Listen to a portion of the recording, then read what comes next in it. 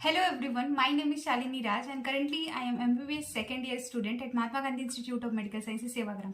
पिछले 2 वीडियोस में मैंने आपको बताया है कि केमिस्ट्री एंड फिजिक्स में कौन कौन सी इंपॉर्टेंट चैप्टर्स है जो कि आपको सबसे पहले कंप्लीट करना है एंड कितने चैप्टर्स है जो बहुत ज़्यादा वेटेज वाले हैं।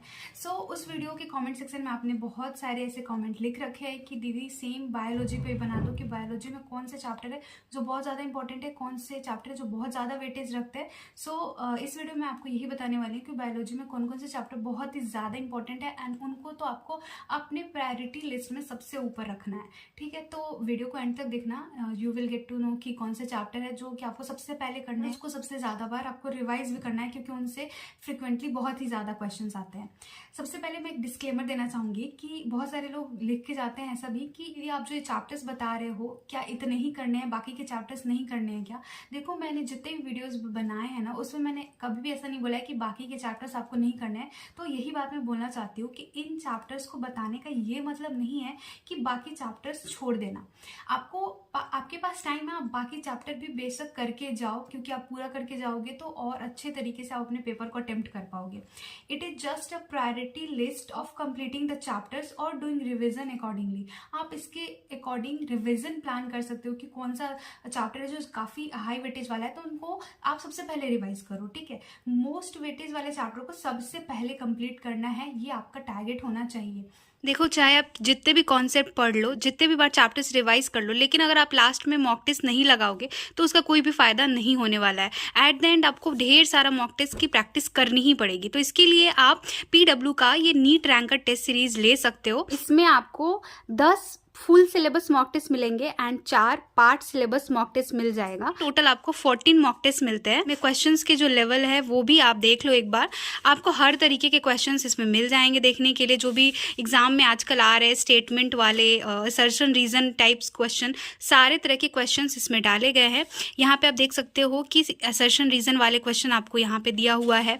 इसी तरीके से हर पार्ट में आपको यहाँ पे असर्शन रीजन का क्वेश्चन मिल जाएगा। स्टेटमेंट वाले क्वेश्चन यहाँ पे आप देख सकते हो स्टेटमेंट वाले क्वेश्चन है।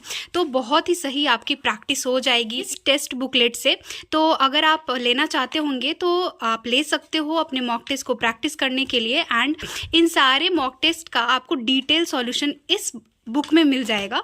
ये बुक भी आपको साथ में प्रोवाइड की जाएगी जिसमें कि आपको हर एक मॉक टेस्ट का जो कंप्लीट सॉल्यूशन है वो इसमें आपको मिल जाएगा देखने के लिए। कहीं भी अगर आप फंसते हो तो यहाँ से आप सारे सॉल्यूशंस को देख सकते हो। तीनों पार्ट का सॉल्यूशन आपको मिल जाएगा, फिजिक्स, केमिस्ट्री, बायोलॉजी।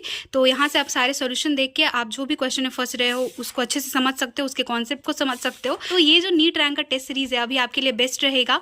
एंड साथ ही साथ आपको यहाँ पे OMR सीट भी प्रोवाइड की जाएगी साथ ही में, तो अलग से भी लेने की जरूरत नहीं पड़ेगी। एंड ये जो OMR सीट है वो टोटली NTA जैसा प्रोवाइड करता है एग्जाम में, ठीक उसी तरीके का है। तो एकदम से एग्जाम वाला फील भी आएगा आपको। एंड एट द एंड आपको मॉक टेस्ट तो बहुत सारे लगाने ही पड़ेंगे ताकि पूरी तरीके से आप नीट 2024 के लिए प्रिपेयर हो पाओ। तो अगर आप लेना चाहते होंगे तो नीचे आपको डिस्क्रिप्शन बॉक्स में इसका लिंक मिल जाएगा जहाँ से आप इजिली बाय कर सकते हो। एंड मेरा कूपन कोड जरूर यूज कर लेना ताकि आपको कुछ इंस्टेंट डिस्काउंट भी मिल जाएगा। अब बात करते हैं कि क्लास 11 के कौन कौन से चैप्टर है जिनसे बहुत ज्यादा क्वेश्चंस आ रखे हैं। एंड इस बार मैंने नंबर ऑफ क्वेश्चंस भी लिख दिया है कि नीट 2024 में इसी के आसपास इस चैप्टर से क्वेश्चंस आ सकते हैं। जितना मैंने यहाँ पे लिखा है ना, मैंने प्रीवियस ईयर के सारे क्वेश्चंस को देख के ही उसके अकॉर्डिंग ही मैंने लिखा है।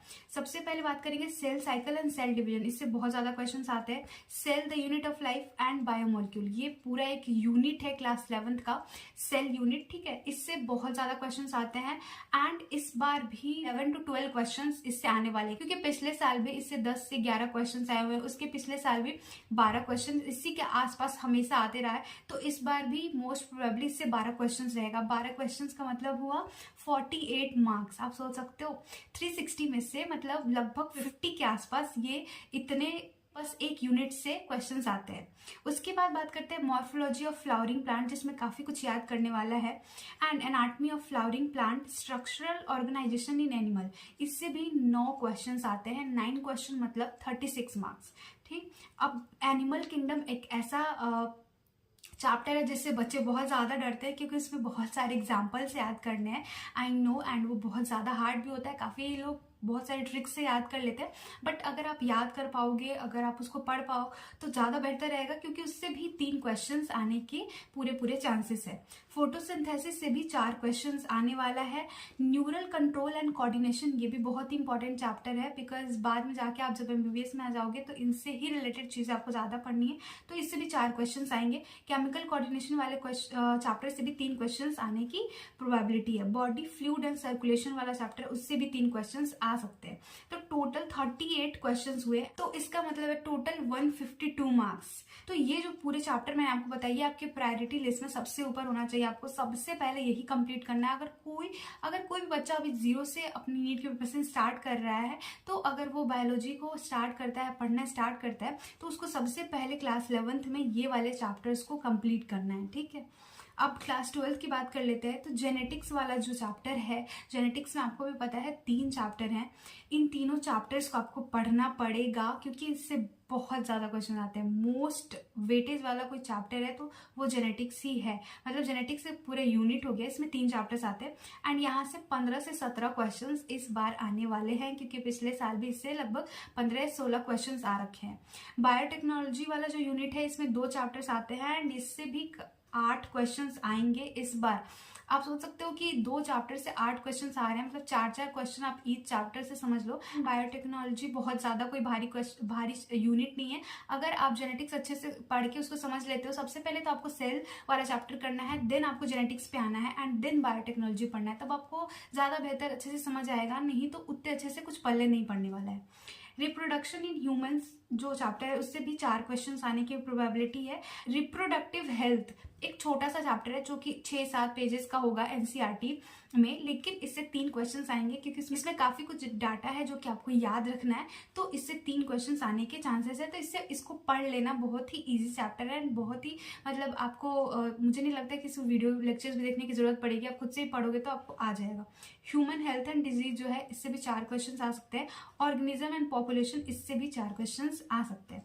तो टोटल यहाँ पे 40 क्वेश्चन होते हैं, जो कि हुआ 160 मार्क्स। तो इस 152 एंड इस 160 को आप अगर ऐड करते हो तो आप देख लो कि कितने मार्क्स बन रहे हैं आपके। यहाँ पे 312 नंबर, मतलब 360 में 312 नंबर के क्वेश्चंस यहाँ से आने की पूरी प्रोबेबिलिटी है। अब NTA पे डिपेंड करता है थोड़ी बहुत चीज़ें, क्योंकि उसको हमेशा से कुछ ना कुछ शौक देने की आदत है बच्चों को, तो वेटेज थोड़ा इधर उधर हो सकता है, बट पिछले साल के ट्रेंड्स को देखते हुए मैंने आपको बताया है एंड बहुत ज़्यादा चांस है कि ये सेम ही रहेगा। तो सबसे पहले आपको इन सारे चैप्टर्स को कंप्लीट करना है बायोलॉजी में। सो आई होप कि आप लोग समझ गए होंगे कि किस तरीके से करना है। अगर आप सेम इसी तरीके की फिजिक्स केमिस्ट्री की वीडियो देखना चाहते होंगे तो ये मेरे वीडियो जरूर देख लेना, जाके चैनल पे आपको मिल जाएगा वीडियो। एंड आई होप कि आपको उन वीडियो से भी काफ़ी ज़्यादा हेल्प मिलेगा अपनी नीट की जर्नी में। और कुछ भी पूछना चाहते होंगे तो नीचे कमेंट सेक्शन में ज़रूर पूछ लेना, मैं ज़रूर रिप्लाई करती हूँ, सबके रिप्लाई करती हूँ, तो आपको भी रिप्लाई ज़रूर मिलेगा। एंड अच्छा लगा होगा तो प्लीज़ चैनल को सब्सक्राइब भी कर लेना। एंड मिलते हैं नेक्स्ट वीडियो में। Thank you so much.